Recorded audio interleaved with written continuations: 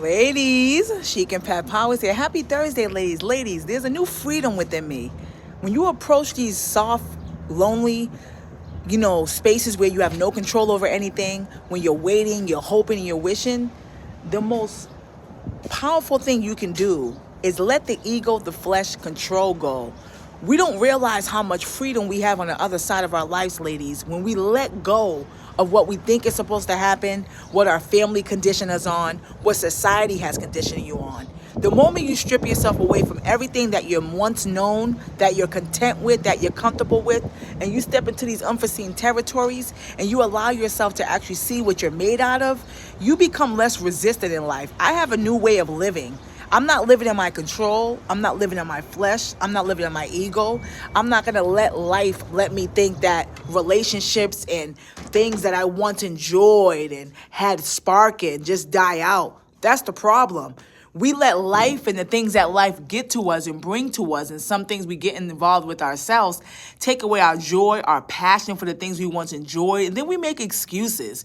We make excuses and we sit around and say, oh, it's years ago. It's been so long. We've been together for this years, and it doesn't matter.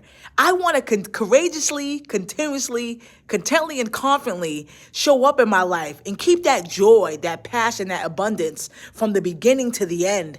Why is it that we think because life goes on, trials, tribulations happen, things go sideways, things go up ways, that we can't have our joy and peace and calmness and stability and consistency and focus?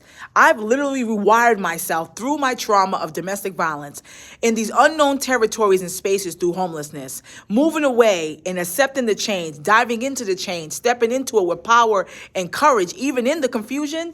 It set me free to understand what I have to do for me to not be controlled by the external factors. Really think that we have to control everything, and this is why a lot of us are miserable. The moment I allow these lonely spaces to set me free from the blockages within me, I live a more better life. When things don't happen my way, when things happen unexpectedly, ladies, you got to rewire your brain to what you're used to and how you're used to reacting. Stepping into your new self is hard because now you got to defeat these inner critics within yourself. You got to face the real things, and you got to get to the root of things, and you got to start making excuses. You got to start making solutions and deleting the things out of your life that you know are throwing you off that focus and that game and that clarity that you deserve.